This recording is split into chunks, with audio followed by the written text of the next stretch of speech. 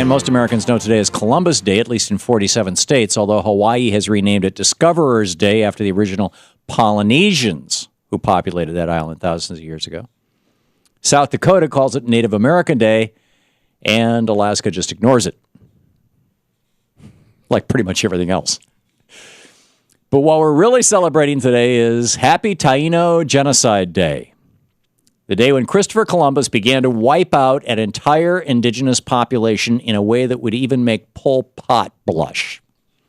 In 1492, Columbus was on a manic hunt for gold when he set sail and eventually landed on a small island off the coast of North and South America, an island today known as Hispaniola, which is split between the nations of Haiti and the Dominican Republic.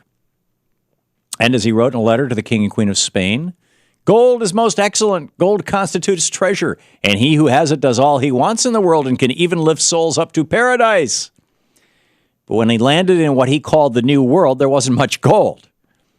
But he did find something he thought was just as good as gold: people, who, in Columbus's mind, would make great slaves. So he wrote to the Spanish monarch, quote, "They are well built, with good bodies and handsome features. They do not bear arms and do not know them.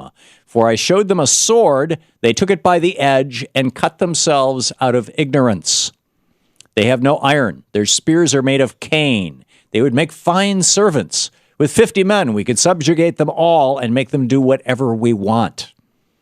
And here there are so many of these slaves, although they are living things, they are as good as gold." End of quote from Christopher Columbus. What Columbus did to the island and the tragedy he brought to the native population there has been largely erased by time and replaced by a glorified story of a bold explorer who changed the planet.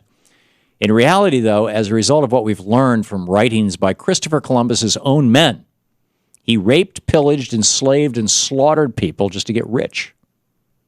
Not exactly the type of guy worthy of a Main Street parade.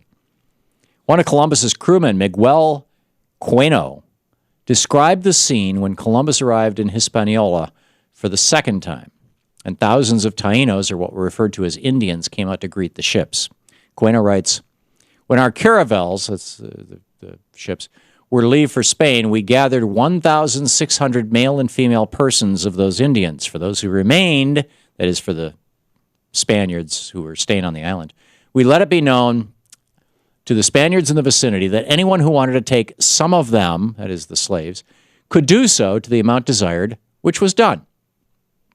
Bueno went on to write that he took his own sex slave, a beautiful teenage girl who, in his own words, quote, "resisted with all her strength," end quote, leaving him no other choice but to, quote, "thrash her mercilessly and rape her," end quote. And when Columbus's men did good work, Columbus routinely presented them with their very own sex slaves. But that was just the beginning. Columbus eventually started up a global child sex slave trade, exporting young Indians all around the world. As he bragged to a friend in a letter written in 1500, 100 castellanos, that's a Spanish coin, are as easily obtained for a woman as for a farm.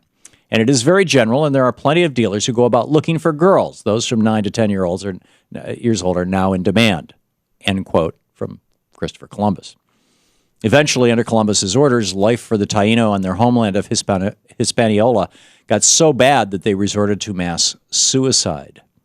As the Spanish missionary Pedro Cordoba noted in 1517, 25 years after Columbus arrived, quote, "As a result of the sufferings and hard labor they endured, the Indians choose and have chosen suicide. Occasionally 100 have committed mass suicide. The women, exhausted by labor, have shunned conception and childbirth. Many, when pregnant, have taken something to abort and have aborted. Others, after delivery, have killed their children with their own hands so as not to leave them in such oppressive slavery." End quote. By the time Cordoba wrote those words, the indigenous population on Hispaniola had plummeted from roughly 3 million people before Columbus arrived to only 12,000 people 25 years later.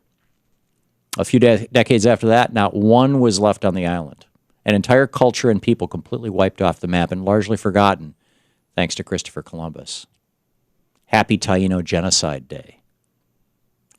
I propose we rename Columbus Day Taino Genocide Day or Native American Genocide Day. Take your pick.